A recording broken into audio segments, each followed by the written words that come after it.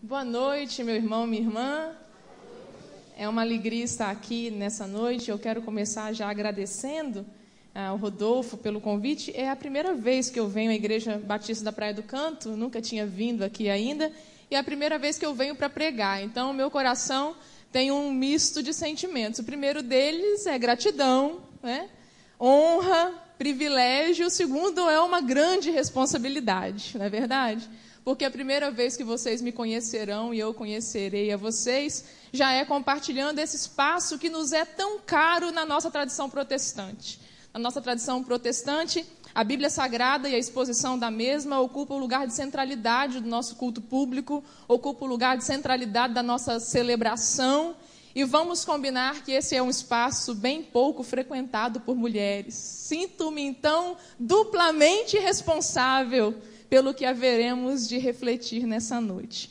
Peço que você tenha misericórdia de mim, que Deus também tenha misericórdia, né? E que você seja edificado com a reflexão que eu trarei. Queria convidar você a abrir sua Bíblia em Gênesis, capítulo 1, versículo 27. Gênesis 1, versículo 27.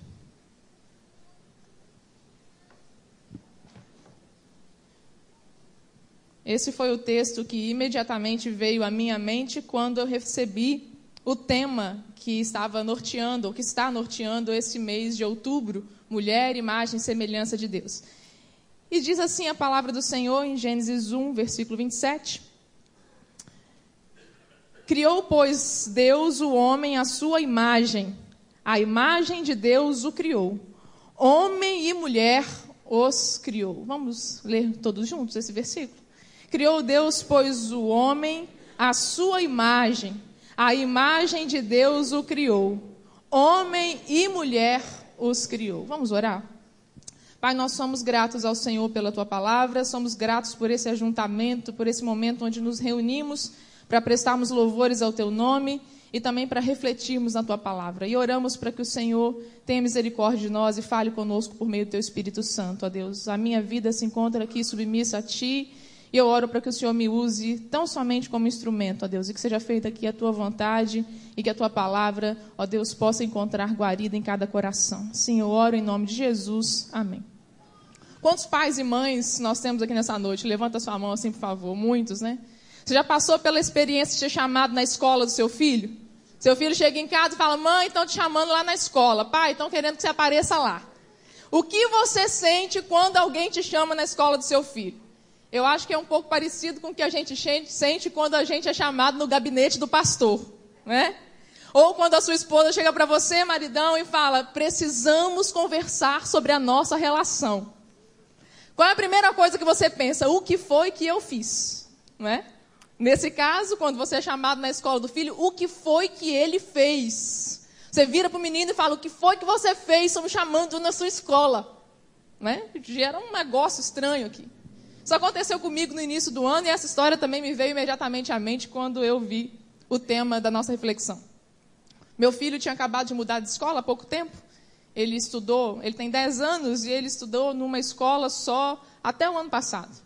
E esse ano, por uma questão geográfica, de distância da nossa casa para a escola onde ele estudava, nós resolvemos mudá-lo de escola. E passados uns 2 meses do início da aula, ele me chega com essa: mãe, meu professor de educação física pediu para você ir lá na escola. Eu falei: meu Deus, o que está acontecendo? Deu um chute no menino, uma coisa aconteceu, né? Tá bom, meu filho, o que ele quer comigo? Eu não sei, mãe, vai lá. Tá bom, nós vamos. Fomos lá, na escola do meu filho, conversar com o professor. E quando eu cheguei lá, para minha surpresa, o professor veio muito sorridente, muito satisfeito, né? Eu fiquei mais desarmada. E ele veio falar: eu precisava conhecer vocês. E aqui eu vou pedir a você a permissão para um momento de vaidade, muito embora não fosse esse o nosso objetivo aqui. Mas o professor veio tecer vários elogios ao meu filho. Falou: seu filho é assim, é assado, e eu tenho um carinho tão grande, ele é uma criança que tem tantas características positivas, que eu precisava conhecer os pais, eu precisava saber de onde esse menino saiu, porque a fruta não cai longe do pé.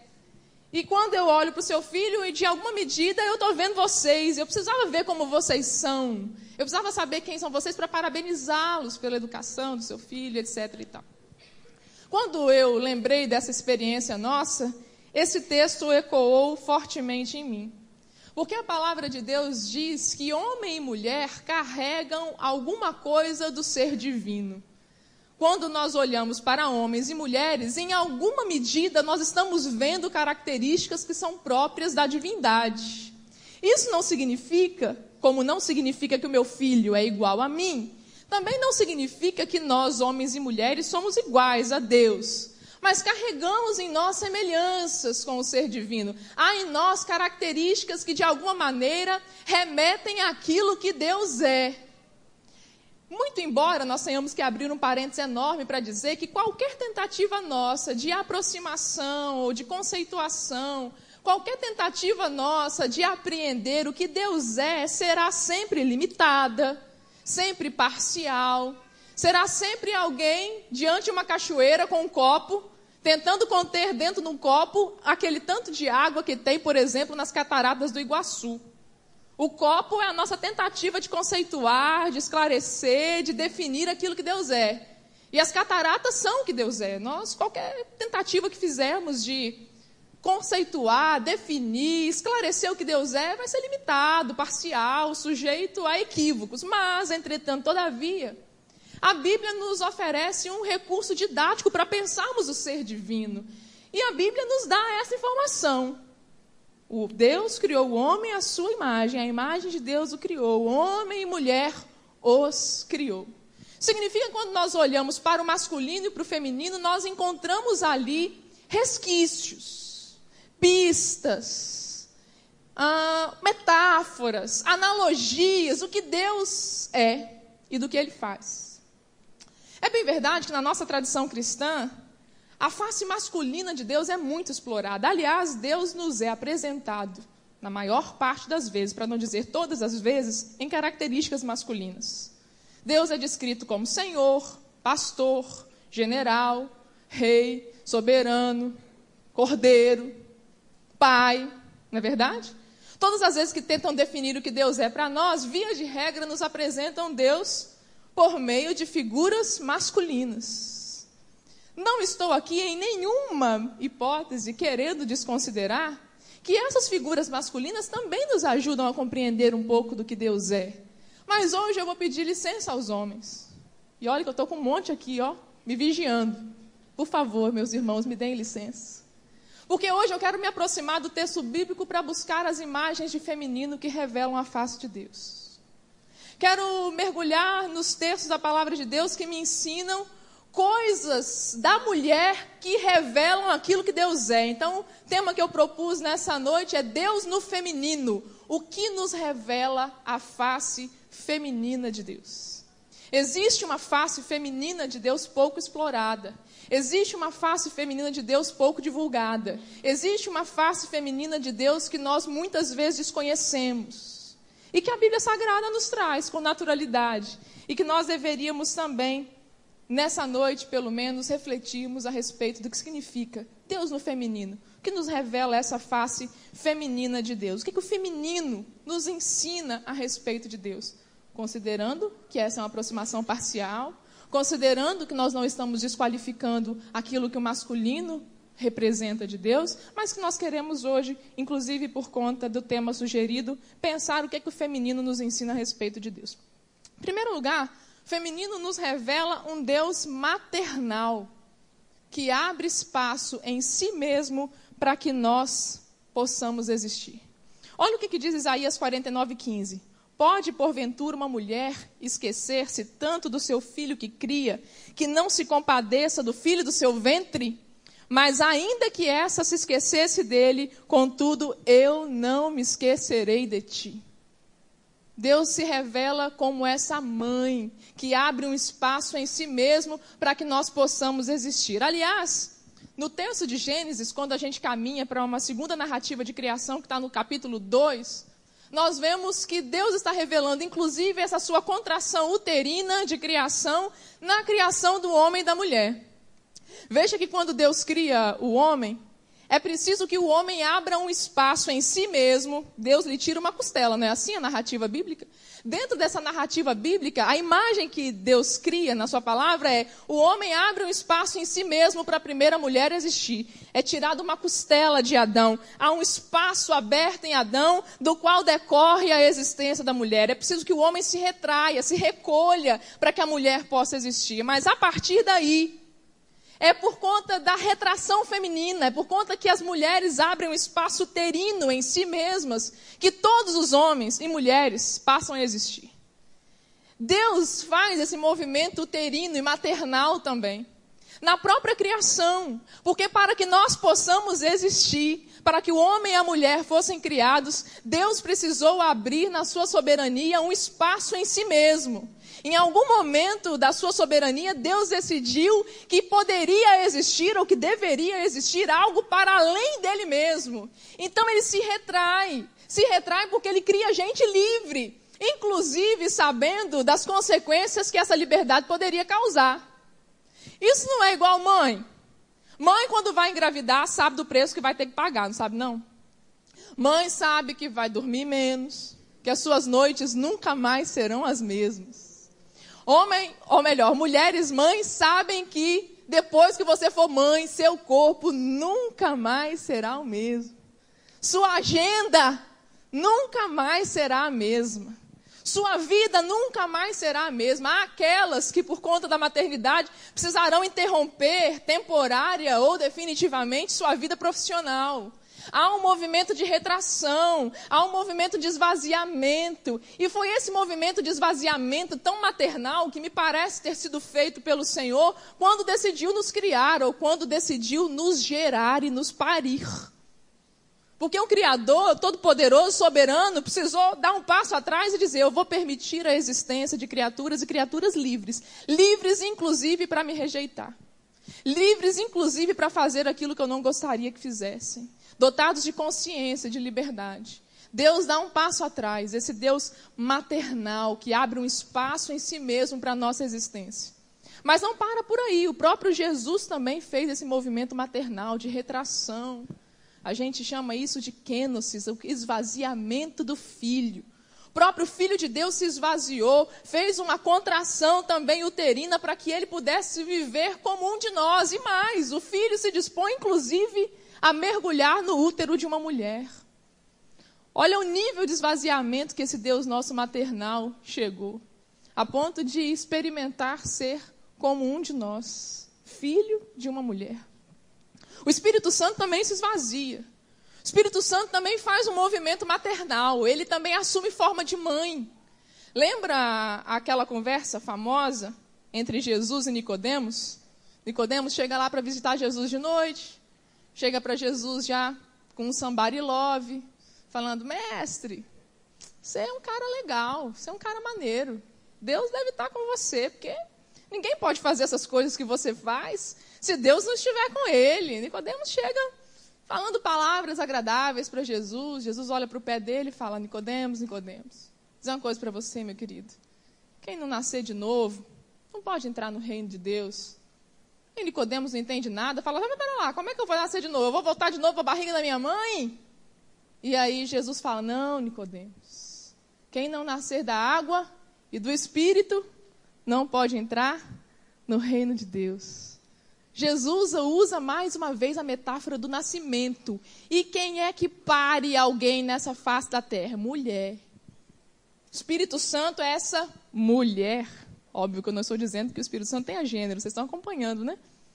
Mas o Espírito Santo é descrito ali numa linguagem metafórica feminina para dizer: é preciso, Nicodemos, que você seja tão entranhado no Espírito Santo, você seja tão gestado nele, para que a sua lógica mude. Porque quando você está gestando um bebê, o que acontece com o bebê? Aquilo que a mãe come, o bebê come, não é? Aquilo que a mãe sofre, o bebê sofre. Se a mãe fica triste, dizem que o bebê sofre também. Se a mãe usar drogas, por exemplo, o bebê vai usar drogas. Porque tudo que o bebê vive é o que a mãe vive. Em outras palavras, Jesus está dizendo para Nicodemos: Nicodemos, Você precisa entrar na lógica do reino, mergulhando na barriga do Espírito Santo, para pensar como Ele, para enxergar como Ele, para ver o mundo como Ele. Você precisa ser gestado, Nicodemos. Nascer de novo é estar tão mergulhado dentro do Espírito que a sua lógica do reino muda. Você é esse bebê nutrido por Deus, nutrido pelo Espírito Santo, aconchegado na barriga pelo Espírito Santo.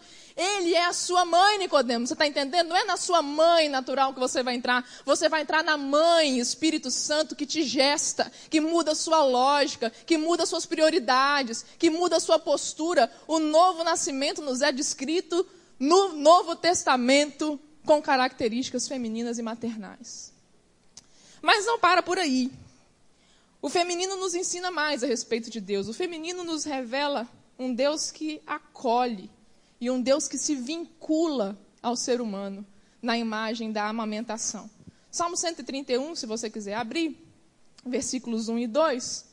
O salmista Davi diz assim: Senhor, não é soberbo o meu coração, não é altivo o meu olhar. Eu não ando à procura de grandes coisas, nem de coisas demasiado grandes para mim. Pelo contrário, Senhor. Eu fiz calar e sossegar a minha alma como a criança desmamada se aquieta no seio da sua mãe. Se você já amamentou, você entende o salmo. Acho que uma das experiências mais extraordinárias que eu vivi na minha vida foi amamentar. Eu adorei amamentar. Meus filhos mamaram muito. Para mim era livre demanda mesmo. E olha que a Aninha não me deu tanto trabalho. A Aninha está ali, minha flor linda. Mas o Lucas não está aqui, o Lucas ficou com o pai na igreja. A Aninha não me deu muito trabalho. A Aninha era aquelas bebês que mamava meia-noite, depois ia mamar de novo 6 horas da manhã. Dava para eu dar uma boa dormidinha. O Lucas não. O Lucas era pior que resultado de telecena. Porque a telecena é de meia em meia hora. O Lucas era de 20 em 20. Eu nunca vi nada igual na minha vida. E eu aguentei firme, porque eu adorava amamentar. E amamentar é muito mais do que nutrir. Amamentar é muito mais do que dar alimento para um bebê. Amamentar tem a ver com vínculo. Amamentar tem a ver com relacionamento. Amamentar tem a ver com conexão. A conexão que surge a partir da amamentação, ela é tão poderosa. É um vínculo tão poderoso. A amamentação é um calmante tão tremendo que só quem amamenta entende. Eu cheguei a criar um ditado na minha casa, que é: mamar resolve tudo. E resolvia mesmo. Caiu, bateu a cabecinha no chão, esgoelou de chorar, botava no peito, resolvia. Foi tomar aquela vacina terrível que os meninos saem de lá desesperados, chorando, botava no peito, resolvia tudo. Não estava querendo dormir direito, botava no peito, tum. Aí quando começava a chorar, meu marido já virava para mim e falava: mamar resolve tudo. Os homens adoram essa parte, né? Porque aí quando eles acordam de madrugada, eles viram para a mãe e falam: quer mamar? Não é? É uma ótima desresponsabilização. Mas eu gostava mesmo de amamentar. E eu ficava ali, firme e forte, amamentando, porque esse vínculo eu via o quanto fazia bem para as crianças. Quanto elas ficavam mais calmas. Quanto eles ficavam mais felizes porque estavam sendo amamentados. E essa figura do salmista Davi remete a isso, a esse Deus que nos amamenta. Você quer uma coisa mais poderosa do que isso, meu irmão, minha irmã? Isso comunica de uma forma tão tremenda, tão maravilhosa para mim, que eu sinto que todas as vezes que a minha alma está aflita, todas as vezes que o meu dia está desconcertado, todos os dias que eu estou procurando um monte de coisa para mim, eu não consigo, todas as vezes que eu estou nas minhas crises existenciais, que não são poucas, e eu acredito que as suas também não, todas as vezes que eu acho que as coisas não vão dar certo, todas as vezes que eu acho que a minha realidade não está do jeito que eu gostaria que estivesse, eu lembro que eu tenho um Deus que me dá de mamar. Eu lembro que eu tenho um Deus onde eu posso deitar no seu colo e me acalmar, porque Ele me acalenta. Ele é como aquela mãe que fala para o seu filhinho: vem, filho, mamar. Mamar resolve tudo. Quantos de nós temos nos aproximado de Deus com essa face materna? Quantas vezes nos apresenta um Deus tão duro, que pesa a mão, que está com o chicote na mão, e temos perdido a face materna de Deus? Desse Deus amoroso. Isso me ensina, inclusive, quando eu tenho as minhas crises sobre o mal. Senhor, por que o mal existe? Porque eu sou mãe, Anelisa. Porque eu sou mãe. Eu sou essa mãe que deixa o filho ir, mas quando o filho quer voltar, fala: vem, filho. Eu sou essa mãe que quer ver o filho feliz e que às vezes deixa ele tropeçar porque ele subiu na árvore para ser feliz. Mas quando ele cai, se machuca, tem peitinho para ele também. Sou essa mãe, Anelisa. Sou essa mãe que tem prazer em ver o seu filho crescer e dar os seus passos, ainda que tome tombos. Sou essa mãe, Anelisa. E essa face materna de Deus me aproxima e me acalenta de uma forma tão extraordinária, que eu fico pensando por que essa face nos é tão negada na nossa experiência de fé. Por que essa face é tão pouco explorada na nossa experiência de fé? Por que essa face também não é exaltada na nossa experiência de fé? Como eu digo, não se trata de desqualificar a face masculina de Deus, mas não deveríamos omitir a sua face feminina. Outra coisa que o feminino nos revela a respeito de Deus é que o feminino nos revela um Deus paciente e insistente. Lucas 13:34 é aquela frase conhecida de Jesus, quando ele sobe no monte, olha para Jerusalém, começa a dizer: Jerusalém, Jerusalém, que matas os profetas e apedrejas os que te foram enviados. Quantas vezes eu quis reunir os seus filhos, como a galinha reúne os pintinhos debaixo das suas asas, e vocês não quiseram. Quantas vezes eu quis ser como aquela mãe que protege, porque Deus é essa mãe que protege. Deus não tem prazer no nosso sofrimento, não. Deus não tem prazer na nossa desgraça. Deus não tem prazer na nossa aflição. Deus é como essa mãe que queria reunir a gente debaixo das asas. E às vezes a gente não quer. Mas me chama a atenção nesse texto a expressão quantas vezes. Porque a Bíblia é uma história do movimento materno de Deus que vai em busca do filho. Porque vamos combinar que esse perfil insistente de acreditar que é possível, de buscar a transformação, de pagar o preço, na nossa cultura é muito mais exercido por mulheres do que por homens. Se você quer ver isso, basta você passar na frente de um presídio em dia de visita. Quem você verá lá? Seja franco. Quem você vai ver na porta do presídio querendo visitar os filhos num dia de visita? Mulheres. Mulheres. Mulheres é que vão atrás do tratamento para o seu filho dependente químico. Mulher sai na rua de madrugada para pegar o filho que foi para a balada e não voltou. Mulher vai. Mulher é aquela que perdoa o marido 50 vezes. Mulher insiste. Mulher persiste. Mulher é aquela que diz: quantas vezes eu quis reunir você? Quantas vezes eu fui atrás de você? Quantas vezes eu perdoei você? Quantas vezes e quantas vezes mais você precisar que eu vá, eu irei. Sim ou não? Se o seu filho der a volta nesse mundo e fizer um monte de coisa errada e voltar para sua casa, certamente haverá lá um espaço para ir. Essa face maternal de Deus me revela tamanha graça, porque eu fico vendo, às vezes na minha vida, que eu tentei sair da presença de Deus e Deus foi lá e insistiu comigo. Quantas vezes na minha vida eu entrei nos meus momentos de crise, porque eu sou demais, irmãos. Eu sou super racional. Eu sou uma mulher pouco emocional, muito racional. E volta e meia eu começo a ficar pensando: ai meu Deus, será que é isso mesmo? Deus é isso mesmo? Não é assim? E quantas vezes eu fiz esse movimento, tantas outras Deus voltou e se revelou a mim: Anelisa, eu te busco, eu te busco, eu te busco. Essa face maternal de Deus comunica uma graça tão grande para mim, uma coisa tão grande. A imagem que eu tenho na minha mente, sabe qual é? É de uma mãe que fica na janela esperando o filho voltar. Eu me lembro da minha mãe. Eu tive um irmão dependente químico por 20 anos. Hoje, graças a Deus, há 10 anos ele é convertido. E está abstinente. Mas 20 anos meu irmão foi dependente químico. E 20 anos a minha mãe ficava na janela esperando meu irmão voltar. 20 anos a minha mãe acolhia o meu irmão quando ele chegava, com os olhos vermelhos, com o comportamento alterado. 20 anos. Essa face materna de Deus me comunica uma graça que me atrai para a presença dele de uma forma tão extraordinária, que eu fico pensando como é que eu poderia pisar nessa graça. Como é que alguém pisa numa mãe que espera na janela 20 anos? Não pisa. Como é que alguém pisa na graça de um Deus que insiste com a gente quantas vezes forem necessárias?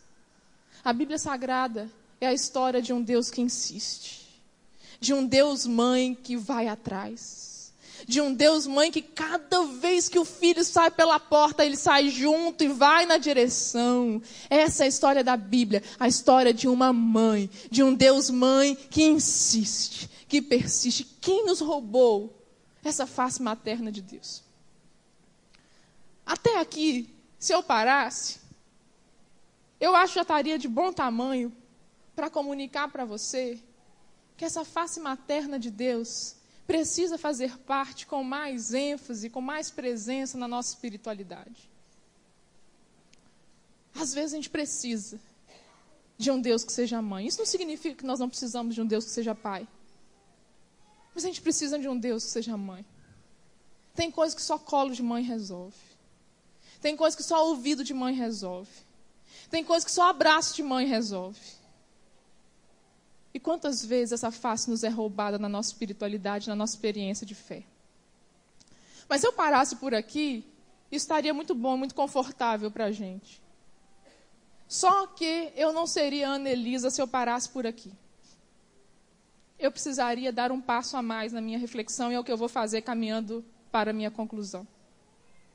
O passo a mais que eu quero dar é no sentido de pensarmos que a forma como nós imaginamos o Senhor, o imaginário que nós construímos a respeito da divindade, ele tem fortes relações com a nossa estrutura social. Não é à toa que nós pouco exploramos essa face feminina de Deus.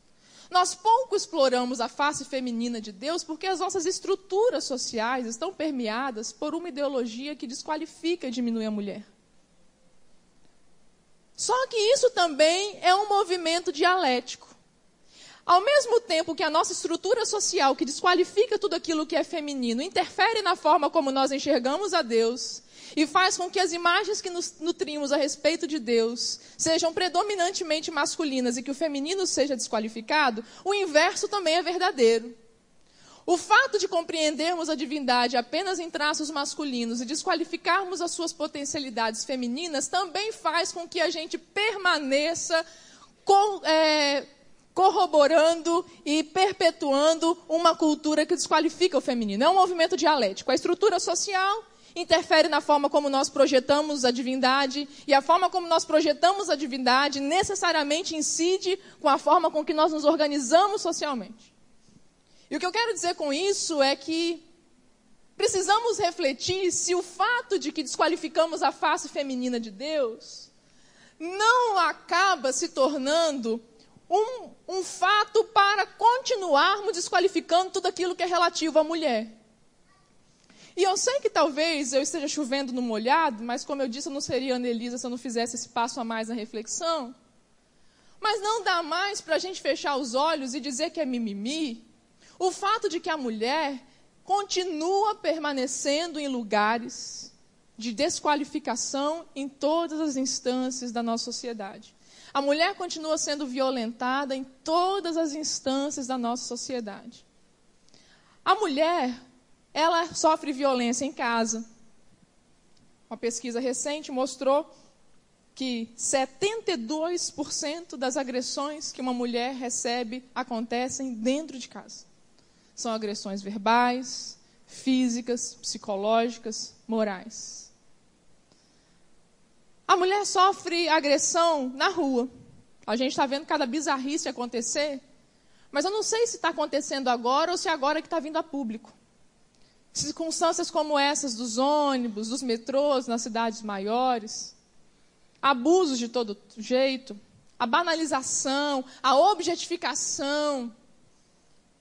Hoje a mulher ela é valorizada só pelo corpo que tem, pela aparência que possui.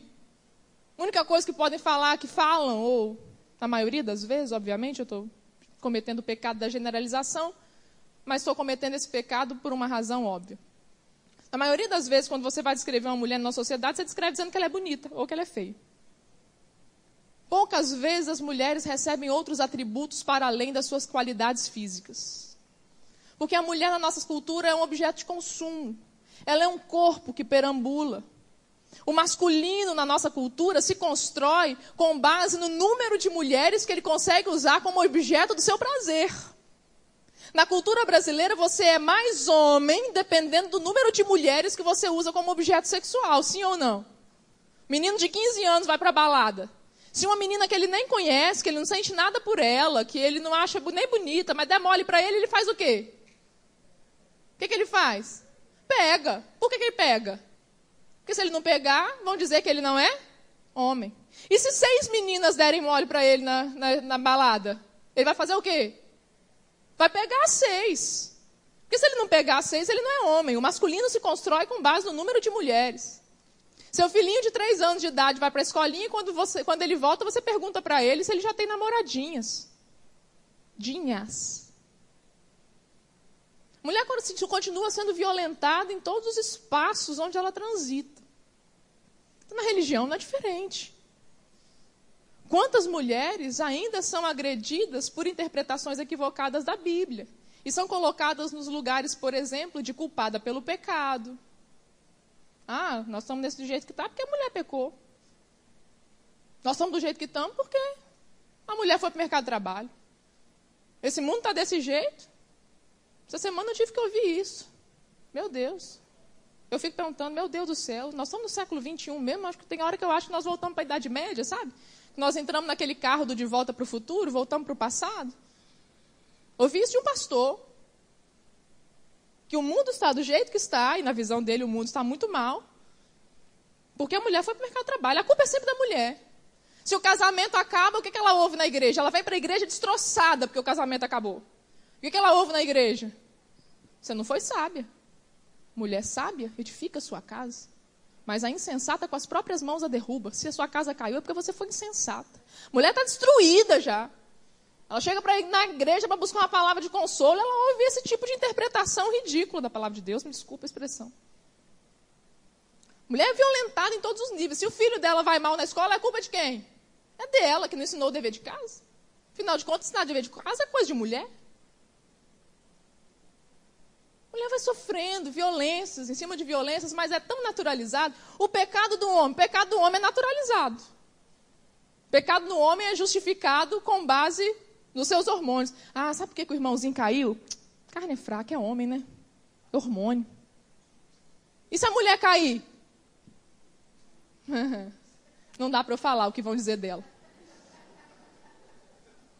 O pecado do homem é naturalizado. O pecado da mulher não tem justificativa nenhuma. Se a mulher vai para o mercado de trabalho e é bem sucedida, aposto que na casa dela está tudo ruim. Aposto. Não deve estar indo bem. Aposto que o marido está traindo, os filhos estão indo mal, está todo mundo sofrendo, todo mundo psicólogo, todo mundo fazendo terapia. E se ela vai mal no mercado de trabalho? Ah lá, também mulher, né? Não podia dar nada que preste. Não tem saída honrosa pra gente. Não tem saída honrosa. E eu fico me perguntando se o fato de que nos aproximamos de Deus e só enxergamos um Deus masculino, forte, Senhor, general, não contribui em alguma medida para essa manutenção da violência sistêmica, escancarada, absurda que a mulher sofre em todos os lugares que ela transita. É por isso que eu proponho hoje como reflexão e veja, eu falo como mulher. Falo do lugar onde estou. E vou confessar uma coisa para os irmãos muito particular. Numa das minhas crises, eu perguntei para Deus, por que o Senhor me fez mulher? Por que eu nasci mulher? Num dos momentos mais difíceis das minhas crises pelas violências que sofri, eu perguntei, por que o Senhor me fez mulher? Não queria ter nascido mulher, não. Até quando? Até quando será assim? Sinceramente, eu não tenho respostas por onde que a gente puxa o fio da meada. Mas se eu poderia trazer hoje uma reflexão para compartilhar com vocês, eu diria, quem sabe, um bom começo seria ampliarmos as visões que temos de Deus.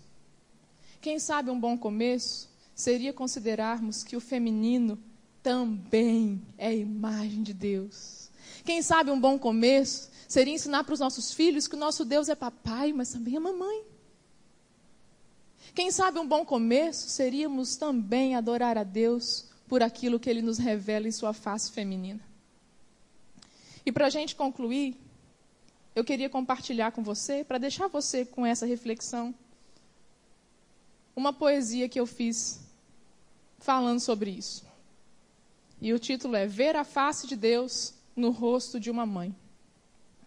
Vi a face de Deus no rosto de uma mãe, que carregava com alegria a criança no colo, que lhe fazia carinhos enquanto caminhava, que lhe roubava beijinhos enquanto cantava. Vi a face de Deus no rosto de uma mãe, que chorava sofrida a ausência do filho, que orava sozinha por seu retorno seguro ao lar, que esperava na janela até o menino chegar. Vi a face de Deus no rosto de uma mãe, que docemente acalmava o bebê do seu choro doído, que convencia a menina a tentar mais uma vez, que se orgulhava da surpresa que o filho lhe fez. Vi a face de Deus no rosto de uma mãe, que ensinava a criança no seu dever de casa, que preparava o bolo gostoso para o café, que contava histórias que falavam de fé. Vi a face de Deus no rosto de uma mãe, porque como uma mãe, Ele cuida de mim. Me toma em seus braços, me faz um afago, me coloca no colo, me ensina a viver. Quando eu tropeço, Ele não se envergonha. Ele sabe qual que eu sou, como aquele menino que a doce mãe insiste em amar e cuidar. Sabe Ele, o meu Deus tão materno, que é sempre em seu seio que eu irei me acalmar. Obrigada, meu Deus, por revelar-se a mim na face de uma mãe. Amém. Vamos orar? Pai, nós te louvamos e te engrandecemos, porque o Senhor é Pai, mas o Senhor também é Mãe. Obrigada, porque o Senhor se revela tão doce, tão terno, tão dotado de amores, como uma mãe se revela para nós. Nós oramos, ó Deus, para que como igreja nós sejamos também capazes de apreciar a Tua face feminina. Para que a gente comece a construir nos nossos espaços de fé, de família, nas nossas comunidades, igrejas mais igualitárias, igrejas onde a mulher encontre o seu valor, igrejas onde a mulher também seja respeitada e valorizada. Oramos, ó Deus, para que o Teu Espírito promova em nós esse novo nascimento, também para valorizarmos tudo aquilo que é do feminino. Te agradecemos pelos homens que são bênçãos, te agradecemos, ó Deus, porque eles são também um reflexo da Tua imagem. Mas que o fato de conhecermos a Tua imagem masculina não tire também de nós o foco da Tua imagem feminina. Ajude-nos a resgatá-la, restaurá-la, valorizá-la em tudo aquilo que fizermos. Em nome de Jesus. Amém. Muito obrigada, irmãos.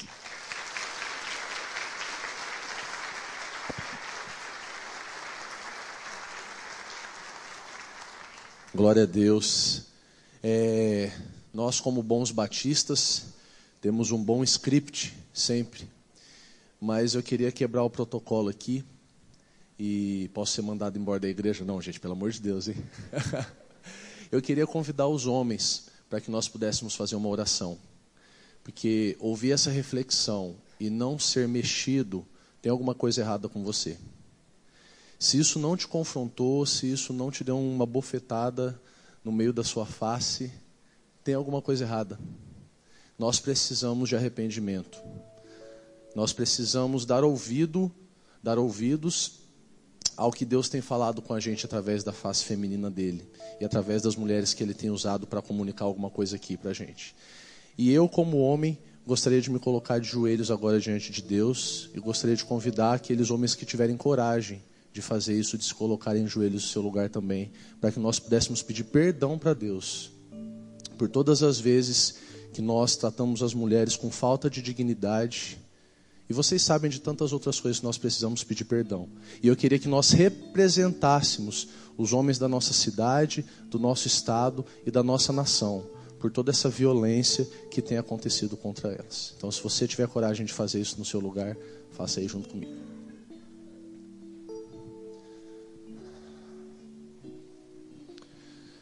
Ó Senhor, como é bom ouvir a Tua voz.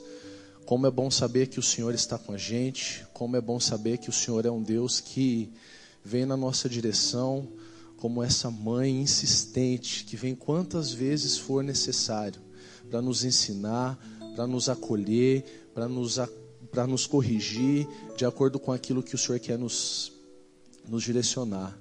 Nós queremos nesse instante, Deus, como homens, pedir perdão para o Senhor, Deus, por todas as vezes que nós rejeitamos a face feminina do Senhor, Deus, na nossa história, na nossa caminhada cristã, por todas as vezes que nós deixamos de enxergar no Senhor, Deus, aquilo que é uma mãe, aquilo que tem a ver, Deus, com essa proposta que foi falada aqui nessa noite. E que porque por causa disso, Deus, nós maltratamos as mulheres, Deus. Menosprezamos, desprezamos, violentamos com palavras, com atitudes, com indiferença. Senhor, perdoa-nos, Deus. Perdoa-nos, Deus, como homens. Perdoa-nos como filhos, Pai. E nos ensina aquilo que nós precisamos aprender. Nós pedimos perdão, Deus, pela nossa nação, pelo nosso estado, Deus, por toda a violência que é gerada contra as mulheres, Pai. Por todo esse medo que elas têm de sair na rua, Deus, sozinhas, porque são vistas como um objeto, porque não se sentem com segurança, Deus, de se expressarem como mulheres, porque elas vão ser violentadas. Pai, nos perdoa por isso, Deus. Gera transformação em nós, Deus. Gera transformação nessa cidade. Gera transformação nesse estado, Senhor, em nome de Jesus. Começa pelo meu coração, Deus. Começa pelo coração dos teus filhos, Pai, que te conhecem, para que eles ressignifiquem, Deus, a compreensão do que é amor, Deus. Pai, nós queremos, Deus, receber esse perdão do Senhor que nos transforma, Deus.